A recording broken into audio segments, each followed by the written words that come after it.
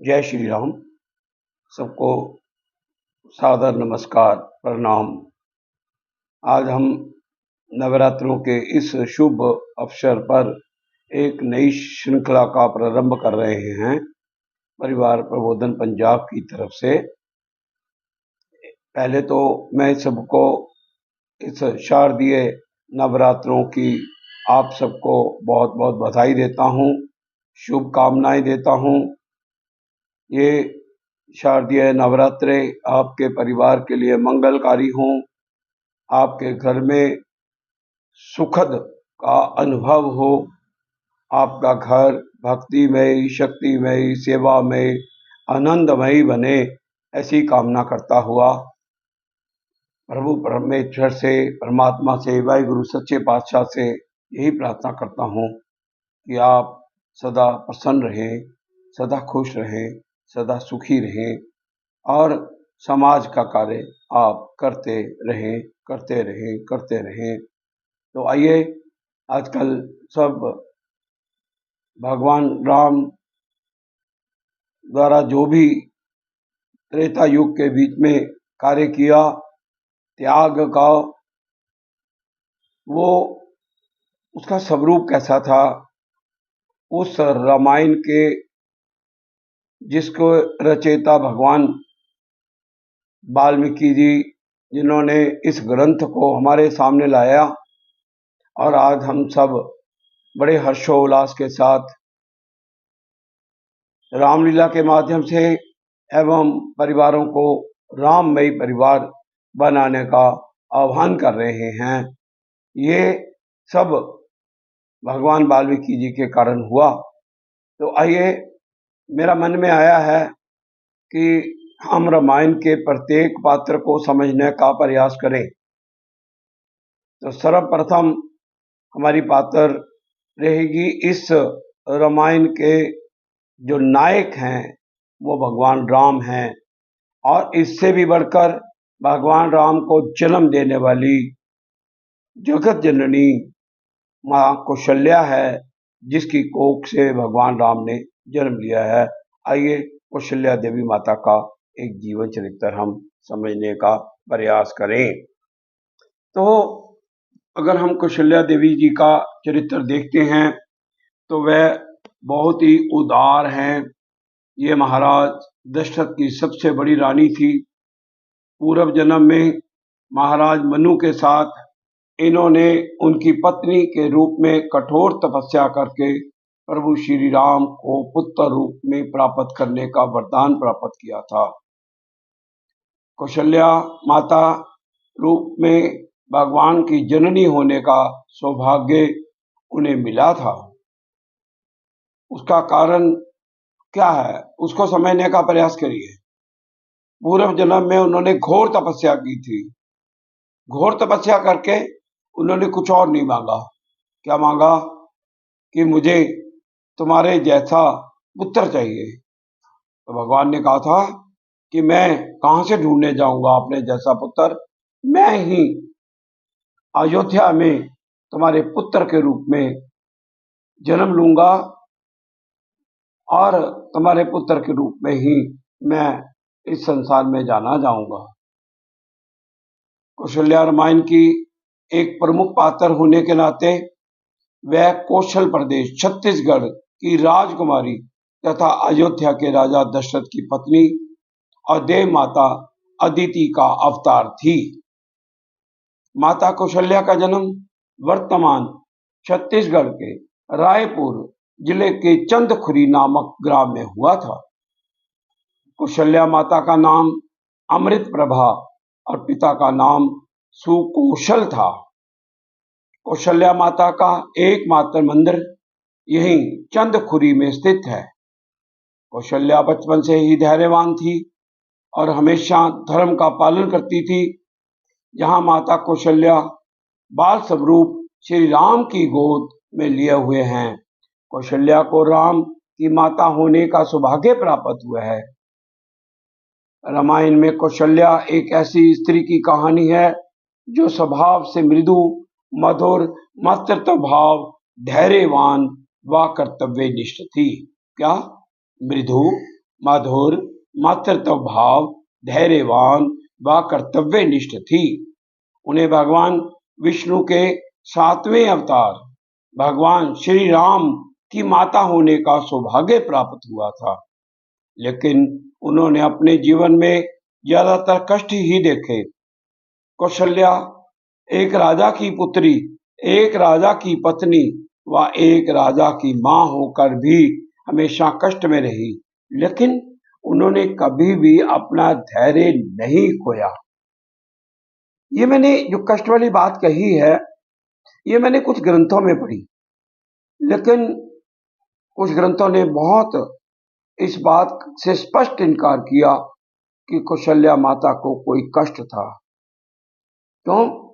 इसका कारण है जगदीश्वर भगवान स्वयं उनकी कोख से जन्म ले रहे हैं, जिससे उनके धरती पर आते ही सब तरफ सुखमय वातावरण हो गया था, सब तरफ फूल ही फूल खिल गए थे। तो उस माता को कभी भी कष्ट नहीं हो सकता था। इसलिए माता कौशल्या जो देखने को हमको मिल रही हैं, सुनने को हमको मिल रही हैं, वाकई वो जगदीश्वर भगवान को जो कि एक अवतार भगवान राम ने के रूप में जन्म लिया था, वो सार्थक कर रही हैं।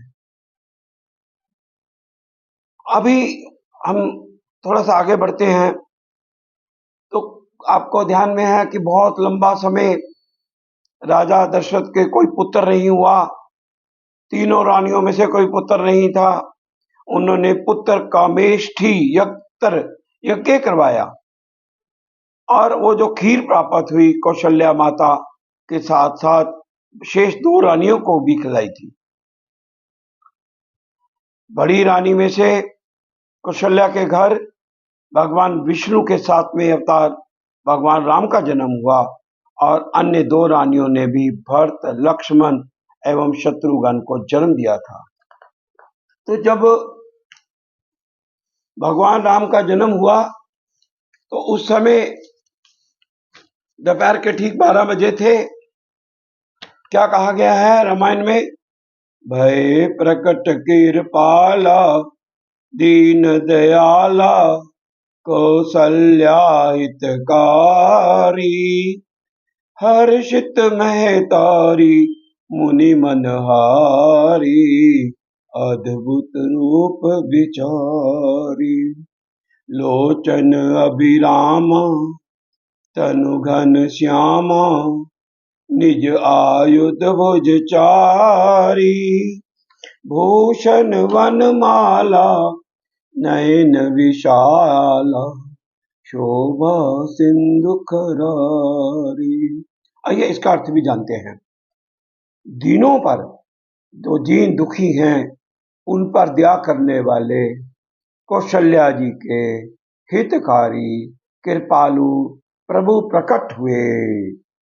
प्रभु प्रकट हुए, प्रभु प्रकट हुए और मुनियों के मन को हरने वाले उनके अद्भुत रूप का विचार करके माता हर्ष से भर गई। नेत्रों को अनंत देने वाला मेघ के समान श्याम शरीर था। कैसा शरीर था भगवान राम का, उसका वर्णन किया जा रहा है। चारों भुजाओं में अपने खास आयुध धारण किए हुए थे, आभूषण और वनमाला पहने थे और बड़े बड़े नेत्र थे। इस प्रकार शोभा के समुंदर तथा खर राक्षस को मारने वाले भगवान प्रकट हुए। कह दुई कर जोरी स्तुति तोरी कही विधि करो अनंता माया गुण ज्ञानातीत अमाना वेद पुराण बनंता करुणा सुख सागर सब गुण आगर यही गाही श्रुति संता जो समहित लागी जन अनुरागी भयो प्रकट श्री कंता। दोनों हाथ जोड़कर इस रूप को देख करके माता कहती है, हे अनंत, मैं किस प्रकार तुम्हारी स्तुति करूं। वेद और पुराण तुमको माया, गुण और ज्ञान से परे और प्रमाण रहित बतलाते हैं। श्रुतियां और संत जन दया और सुख का समुंदर, सब गुणों का धाम कहकर जिनका नाम करते हैं, गान करते हैं, वही भक्तों पर प्रेम करने वाले लक्ष्मीपति भगवान मेरे कल्याण के लिए प्रकट हुए हैं। ये कौन कह रहा है? माता कौशल्या जगदीश्वर को कह रही है, जो कि अपने रूप में प्रकट हुए थे। ब्रह्मांड निकाया निर्मित माया, रोम रोम प्रतिवेद कहे, मम उर सोबासी ये उपहासी, सुनत धीर मति थिर न रहे। उपजा सब गाना प्रभु मुस्काना, चरित बहुत विधि कीनी चहे, कही कथा सुहाई मात बुझाई, यही प्रकार सुत प्रेम लहे। वेद क्या कहते हैं? उनके जन्म के समय के लिए तुम्हारे प्रत्येक रोम में माया के रचे हुए अनेकों ब्रह्मांडों के समूह हैं, वे तो मेरे गर्भ में रहे। मां कह रही है, तो मेरे गर्भ में रहे। इस हंसी की बात के सुनने पर धीर पुरुषों की बुद्धि भी स्थिर नहीं रहती। जब माता को ज्ञान उत्पन्न हुआ तब प्रभु मुस्कुराए। वे बहुत प्रकार के चरित्र करना चाहते हैं, अतः उन्होंने सुंदर कथा कहकर माता को समझाया, जिससे उन्हें पुत्र का प्रेम प्राप्त हो।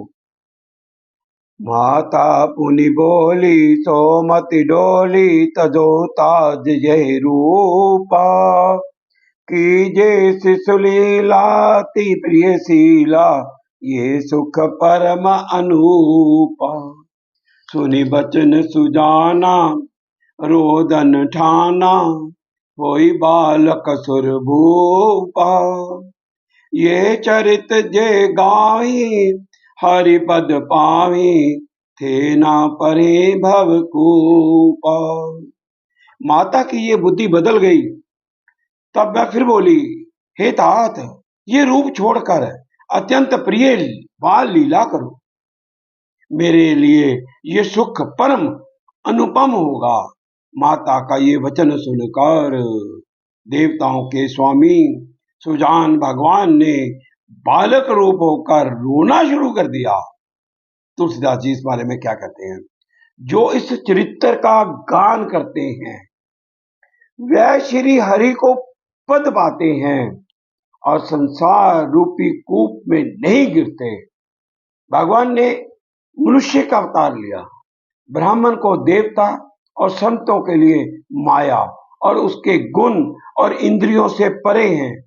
बच्चे के रोने की बहुत ही प्यारी ध्वनि सुनकर सब रानियां दौड़ी चली आई। दासियां हर्षित होकर जहां कहां दौड़ी, सारे प्रवासी आनंद में मगन हो गए। जो आनंद सिंधु सुख राशि, सी करते त्रिलोक सुपासी, सो सुख दाम राम अब नामा, अखिल लोक दायक विश्राम। ये जो आनंद के समुंदर और सुख की राशि हैं, जिसके एक कान से तीनों लोग सुखी होते हैं, उनका नाम राम है, जो सुख का भवन और संपूर्ण लोकों को शांति देने वाला है। सुंदर श्रवण सुचार कपोला, अति प्रिय मधुर तो तरे बोला, चिकी कच कुंचित गभुआरे, बहु प्रकार रुचि मधु संभारे। सुंदर कान और बहुत ही सुंदर गाल हैं, मधुर तो तले शब्द बहुत ही प्यारे लगते हैं। जन्म के समय से रखे हुए चिकने और घुंघराले बाल हैं, जिनको माता कौशल्या ने बहुत प्रकार से बनाकर संवार दिया है। भगवान माता और अवधपुर के निवासियों के प्रेम वश होकर बाल लीला करके उन्हें आनंद दे रहे हैं। और खुद भी आनंद ले रहे हैं। प्रेम मगन कौशल्या निस दिन जात न जान, सुत सनय बस माता बाल चरित कर गान। प्रेम में मगन कौशल्या जी रात और दिन का बीतना नहीं जानती थी। भगवान जिसकी गोद में हो उसको क्या रात और दिन की सुध रहेगी। पुत्र के स्नेहवश माता उनके बाल चरित्रों का गान किया करती। एक बार जननी अनवाए, करी सिंगार पलना पोड़ाए, निज कुल इष्ट देव भगवाना, पूजा हेतु कीन स्नाना। एक बार माता ने श्री रामचंद्र जी को स्नान कराया और श्रृंगार करके पालन पर पोढ़ा दिया। फिर अपने कुल के इष्ट देव भगवान की पूजा के लिए स्नान किया।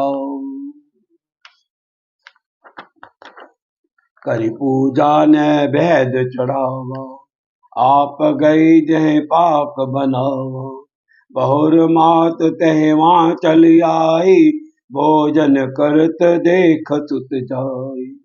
पूजा करके नैवेद्य चढ़ाया और स्वयं वहां गई जहाँ रसोई बनाई गई थी। फिर माता वहीं पूजा के स्थान में लौट आई। वहां आने पर पुत्र को इष्ट देव भगवान के लिए चढ़ाए हुए नैवेद्य का भोजन करते देखा। वाह, प्रभु की लीला देख लीजिए। प्रेम मगन कौशल्या निस दिन जात न जान, सुत सनय बस माता बाल चरित कर गान। सियावर राम जय जय राम, करो कल्याण सीताराम। श्री राम जय जय राम। प्रेम में मगन कौशल्या जी रात और दिन का बीतना नहीं जानती थी। पुत्र के स्नेहवश माता उनके बालधारियों का गान किया करती। एक बार जननी अनवाय, करी सिंगार पलना पोड़ाई, निज कुल इष्ट देव भगवाना, पूजा हेतु कीन स्नाना। और श्रृंगार के पालन को बढ़ा दिया। फिर अपने कुल के इष्ट देवता को पूजा के लिए स्नान किया था। माता ने जब वो दृश्य देखा, वहां पर भी लल्ला है, उधर भी लल्ला है। गै जननी शीस पही, आत्मा विकाऊ, बाल देखे पुनि सुता, बहुर आए देख सुता सोई, हृदय कंप मन धीर न हुई। माता भयभीत होकर पालने में सोया था, वहां किसने लाकर बैठा दिया। इस बात से डर कर पुत्र के पास गई तो वहां बालक को सोया हुआ देखा। फिर पूजा स्थल में लौट कर देखा कि वही पुत्र वहां भोजन कर रहा है। उनके हृदय में कंप होने लगा और मन को धीरज नहीं होता। यहाँ वहां दुई बालक देखा, मति ब्रह्म मोर की आन विशेषा, देख राम जननी अकुलानी, प्रभु हंस दीन मदर मुस्कानी। वह सोचने लगी, माता क्या सोचती है, जहां और वहां मैंने दो बालक देखे, ये मेरी बुद्धि का भ्रम है या कोई और विशेष कारण है। प्रभु श्री रामचंद्र जी ने माता को घबराई हुई देखकर मधुर मधुर मुस्कान से हंस दिए। बोलो सियापति रामचंद्र महाराज की जय। देख रावा माथे निज, अद्भुत रूप अखंड, रोम रोम प्रति लागे, कोटि कोटि ब्रह्मांड। फिर उन्होंने माता को अपना अखंड अद्भुत रूप दिखलाया। वो रूप दिखलाया जो किसी ने इसके बाद नहीं देखा, जिसके एक एक रोम में करोड़ों ब्रह्मांड लगे हुए हैं। देखो, मैंने पहले कहा था, जिस माँ ने इस अद्भुत रूप को देखा है, भगवान के उस रूप को देखा जिसको संसार का कोई प्राणी नहीं देख सकता, तो क्या कभी वो दुखी हो सकती है? नहीं हो सकती, नहीं हो सकती। बहुत सारी विपदाएं आई हैं, कभी वो दुखी नहीं हुई। बहुत अच्छे निर्णय लिए माँ ने। अगणित रवि शशि शिव चतुरानन, बहुगिरि सरत सिंधु मही कानन, काल कर्म गुण ज्ञान स्वभाव, सौ देखा जो सुना न काओ।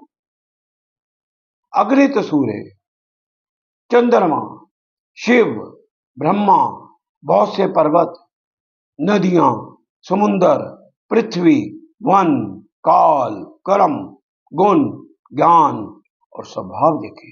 किसमें देखे? जो वो रूप प्रकट हुआ। और वे पदार्थ भी देखे जो कभी सुने भी नहीं थे। देखी माया सब विधि गाई, अति सभित जोरे कर ठाड़ी, देखा जीवन चावी जाई, देखी भक्ति जो छोड़ी ताई। सब प्रकार से बलवती माया को देखा कि वह भगवान के सामने अत्यंत भयभीत हाथ जोड़े खड़ी। जीव को देखा जिसे वह माया न चाहती है, और भक्ति को देखा जो उस जीव को छुड़ा देती है। तन पुलकित मुख वचन नाम, नैन मुदि चरनी सिरना, विस्मयवंत देखी वह तारी, भय भार शिशु रूप करारी। माता का शरीर पुलकित हो गया, मुख से वचन नहीं निकलता।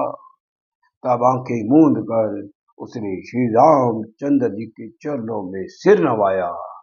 माता को आश्चर्यचकित देखकर घर के शत्रु श्री राम जी फिर बाल रूप हो गए। श्री राम जय राम, जय जय राम, श्री राम जय राम, जय जय राम। स्तुति करी न जाए भय माना, जगत पिता में सुत करी जाना, हरि जननी वो विधि समझाई, ये जनी कथों कहे से सुनो माई। स्तुति भी नहीं की जाती, वह डर गई कि मैंने जगत पिता परमात्मा को पुत्र करके जाना।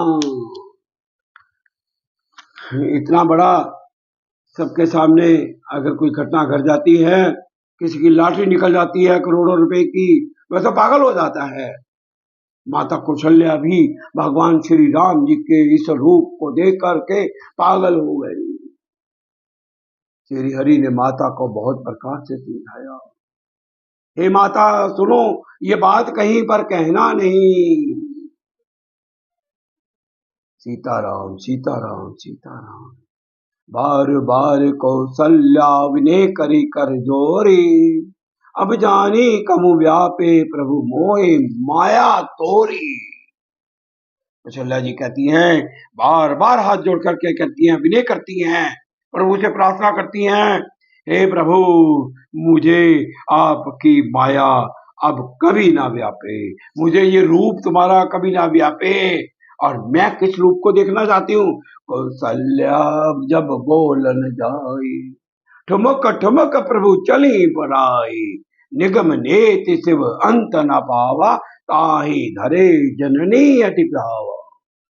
कौशल्या जी जब बुलाने जाती हैं तब प्रभु ठुमक ठुमक भाग चलते हैं, जिनका वे नीति इतना ही नहीं कहकर निरूपण करते हैं, और शिव जी ने जिनका अंत नहीं पाया, माता उन्हें हठ पूर्वक पकड़ने के लिए दौड़ती हैं।